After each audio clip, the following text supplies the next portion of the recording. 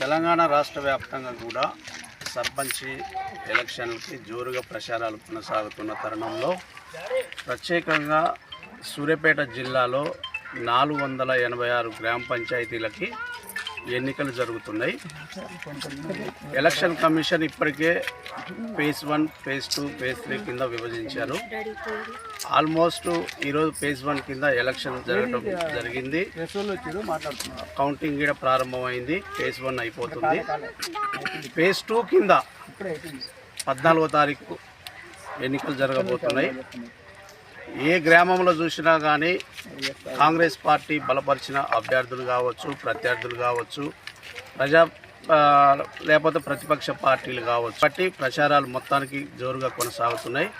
ప్రస్తుతం మనము సూర్యాపేట జిల్లా చివ్వేములం మండలం మొగ్గయ్యగూడెం గ్రామ పంచాయతీలో కాంగ్రెస్ పార్టీ బలపరిచిన అభ్యర్థి బుక్య అనిత గారు మనతో ఉన్నారు. వారిని ఈ గ్రామంలో వారు గెలిస్తే ఏం చేయబోతున్నారు, 5 సంవత్సరాలు ఈ గ్రామ అభివృద్ధిని ఎలా చూడబోతున్నారు, ప్రత్యేకంగా వాళ్ళు చేయాల్సిన పనులు ఈ గ్రామంలో ఏమున్నాయి, వారి మాటలనే అడిగి తెలుసుకుందాం. మేడం, గుడ్ ఈవినింగ్ అండి. Good evening sir. నమస్తే అండి. మేడం, మీరు అసలు సర్పంచ్ అభ్యర్థిగా ఎందుకు పోటీ చేయాలనుకుంటున్నారు ఈ ఊరిలో? నాకు ఈ ఊరితో అనుబంధం 25 సంవత్సరాల నుంచి ఉందండి. నా మ్యారేజ్ అయినప్పుడు ఈ ఊరికి ప్రాపర్గా నడవడానికి రోడ్డు కూడా లేకుండా ఉండే. అప్పుడు అంతా గుంటల రోడ్డు, ఏదన్నా హాస్పిటల్స్కి డెలివరీ కన్నా వెళ్ళాలంటే మార్గం మధ్యలోనే డెలివరీ అయిపోయేది. ఈ ఊరికి ప్రజెంట్ తాగడానికి వాటర్ అనేవి కూడా లేవు. ఈ ఊర్లో గత బీఆర్ఎస్ హయాంలో చేసిన సర్పంచ్లు కూడా వాళ్ళు డెవలప్ అయ్యారు, కానీ గ్రామాన్ని మాత్రం డెవలప్ చేయకుండా అలాగే వదిలిపెట్టేశారు. అవన్నీ చూసినాక నాకు నా ఊరికి ఏదన్నా చెయ్యాలి, నా ఊరిని నేను డెవలప్ చేసుకోవాలి, వచ్చింది మన గవర్నమెంట్ కదా అన్న ఒకే ఒక లక్ష్యంతో ఇందులోకి వచ్చానండి. అంటే ప్రత్యేకంగా మేడం ఉంది కాబట్టి ఈ గ్రామానికి నిధులు ఎలా తీసుకొస్తారు? ఈ 5 సంవత్సరాలు ఈ గ్రామాన్ని మీరు గెలిస్తే అభివృద్ధి ఎలా చేయబోతున్నారు? యాక్చువల్గా మా డాడీది రాజకీయ నేపథ్యం అండి. మా నాన్నగారు బెల్లయ్య అంకుల్ గారు ఇద్దరు కలిసేసి 1996లో LHPSని స్థాపించారు. అప్పుడు నేను 4th స్టాండర్డ్ 5th స్టాండర్డ్ ఉన్నాను. ఎందుకంటే చిన్నప్పటి నుంచి డాడీ రాజకీయాలు చూసి అలాగే పెరిగాను. ఆ రాజకీయాలు ఎలా ఉంటాయి ఏందనేది నాకైతే కొత్త కాదు. కాకుంటే మా ఊరిని డాడీ ఉన్న అనుబంధము, డాడీ ఎప్పుడు మాకు ఒకటి నేర్పుతాడు, మనం ఉన్న ఊరిని ఏదో ఒకటి చెయ్యాలి, నీతిగా ఉండాలి, నిజాయితీగా ఉండాలి, మన ఊరికి అంటే నా జాతిని నేను ఎక్కువ మోటివేషన్ చేయాలి. మా జాతి ఎందుకంటే ఎస్టీస్ అంటే లంబాడాస్ అంటే చాలా కిందికి తొక్కేస్తూ ఉంటారు. కొన్ని సందర్భాల్లో నేను కూడా ఫేస్ చేశాను. దానివల్ల అలాంటివి జరగకుండా మా వాళ్ళు ఎందుకు వెనుకబడిన వాళ్ళలాగా ఉండాలి, ఇక్కడ కూడా చదువుకున్న వాళ్ళు ఉన్నారు, మోటివేషన్ చేయాలి, వీళ్ళని నా ఊరికి అభివృద్ధి చేయాలి. మాకు ఒకటి మంచినీళ్ళ సమస్య బాగా ఉండేదండి. దానికోసం కృషి చేయడం కానీ, మాకు ఇంకా వేరే కారణాల వల్ల నేను ఈ రాజకీయాల్లోకి వచ్చి మా గ్రామ శాఖ వాళ్ళు కానీ, నా తోటి కార్యకర్తలు కానీ వీళ్ళందరూ మమ్మల్ని అభివృద్ధి కోసం మాకు ఆమె ఉంటేనే చేస్తారు, స్ట్రైట్ ఫార్వర్డ్గా ఉంటారని చెప్పడం వల్ల ఇందులోకి రావడం జరిగింది. అంటే ఈ ప్రత్యేకంగా ఈ గ్రామంలో మీరు చూసిన సమస్యలు ఏమున్నాయి, ప్రజలు ఎదుర్కొంటున్న సమస్యలు ఏమిటి, గతంలో ఉన్న పాలకులు అభివృద్ధి చేయలేదని మీరు ఏమైనా భావిస్తున్నారా? ఎగ్జాక్ట్లీ అండి, 100% చేయలేదని అంటాను.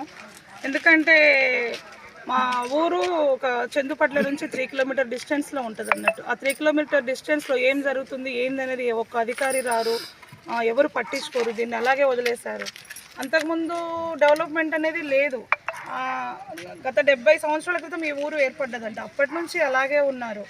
అలా ఉండడం వల్ల ఇంకా ఇలాగే ఉండాలా, ఇంకా 2025లో ఉన్నా కానీ ఇంకా డెవలప్ కాకపోవడం ఏంటిది అనేది ఒక ముఖ్య కారణం అండి. అయితే ప్రత్యేకంగా చెప్పండి, ఇప్పుడు ఈ గ్రామంలో ప్రజలు ఎదుర్కొంటున్న ముఖ్య సమస్యలు ఏంటి?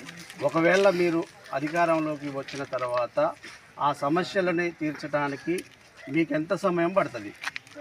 ఇక్కడే ప్రధాన సమస్య అంటే వాటర్ అండి, తాగునీటి సమస్య. ఎందుకంటే ఇక్కడ నుంచి ఎటు వెళ్ళినా 3 కిలోమీటర్లు వెళ్ళాలి మంచినీళ్ళ కోసము. వెళ్తే చందుపట్ల వెళ్ళాలి, లేకుంటే నామవరం స్టేజ్ వెళ్ళాలి, లేకుంటే ఇంకా వేరే తండాలలో అంటే చిన్న తండాలలో కూడా వాటర్ ప్లాంట్ అనేది ఏర్పాటు చేసుకుంటున్నారు. కానీ మా విలేజ్లో వాటర్ ప్లాంట్ అనేది లేదు. అంతకుముందుకు ఈ ఊర్లో నేను చూసినప్పుడు అయితే బోర్ వాటరే తాగేవాళ్ళు. రాను ఒకళ్ళకొకళ్ళు అలవాటు పడడం వల్ల ఈ తాగునీటి సమస్య అనేది ప్రధానంగా ఉందండి. అయితే ఇప్పుడు ముఖ్యంగా యువతకి కావాల్సింది క్రీడా ప్రాంగణం కూడా కావాలి. చాలా గ్రామాల్లో మ్యాక్సిమం ఉన్నాయి. అట్లాంటిది మీ గ్రామంలో ఏమైనా ఉందా, లేకపోతే మీరు ఎన్ని రోజుల్లో అది చేయగలుగుతారు? లాస్ట్ మన కేసీఆర్ గవర్నమెంట్ అయితే క్రీడా ప్రాంగణాలు అయితే ఎంపిక చేసి ప్రతి ఒక్క జీపీకి ఇచ్చారండి. మా జీపీలో కూడా క్రీడా ప్రాంగణం కోసం నిధులు వచ్చాయి, కానీ తూతూ మంత్రంగా క్రీడా ప్రాంగణం అని ఒక బోర్డు పెట్టేసి అది కూడా తీసుకొచ్చి గవర్నమెంట్ స్కూల్ ముందు పెట్టేసి ఇదే క్రీడా ప్రాంగణం అని చెప్పారు. ఒకటే ఆవరణలో గ్రామ పంచాయతీ ఆఫీస్ ఉంది, అంగన్వాడీ సెంటర్ ఉంది, క్రీడా ప్రాంగణం ఉంది. ఆ క్రీడా ప్రాంగణం లేకపోవడం వల్ల కూడా మా ఊరి యువతకు కూడా చాలా ఇబ్బందులు ఎదుర్కొంటున్నారు. ఎందుకంటే ఇక్కడ ఇప్పుడు ప్రజెంట్ కాంపిటేటివ్ ఎగ్జామ్స్లో పాల్గొంటున్న వాళ్ళు ఇక్కడ నుంచి వాళ్ళు కానీ లేడీస్ని కానీ సూర్యాపేట గ్రౌండ్కి, అంబేద్కర్ గ్రౌండ్కి వెళ్ళి మార్నింగ్ తీసుకెళ్ళి మళ్ళీ తీసుకురావాల్సిన పరిస్థితి ఉందండి. మాకైతే క్రీడా ప్రాంగణం అనేది దానివల్ల ఎవరు దాన్ని ఏం చేశారనేది మేము అధికారంలోకి వస్తే కొన్ని ఎజెండాలతో ఉన్నాము.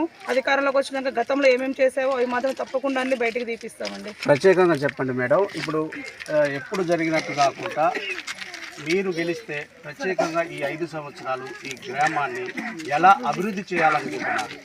నేను ఈ గ్రామాన్ని డిజిటలైజేషన్ చేద్దాం అనుకుంటున్నానండి. ఫస్ట్ ఆఫ్ ఆల్ మా ఊరిలో వీధి దీపాల సమస్య ఒకటి ఉంది. మేము ఇంకా అధికారంలోకి వస్తే పైన గవర్నమెంట్ ఉంది కాబట్టి సోలార్ వీధి దీపాలు ఏర్పాటు చేయడము. ఇంకొకటి ఏంటంటే మా ఊరిలో 70 లక్షలతోటి ఊరి ప్రజలందరూ స్వచ్ఛందంగా చందాలు వేసుకొని రామాలయాన్ని కట్టించాము. ఇలా రామాలయంలో దేవునికి నిత్య పూజలు లేకుండా అయిపోయాయి. ఎందుకంటే ఎవరు ముందుకు వస్తలేరు దాతలు అనేటోళ్ళు.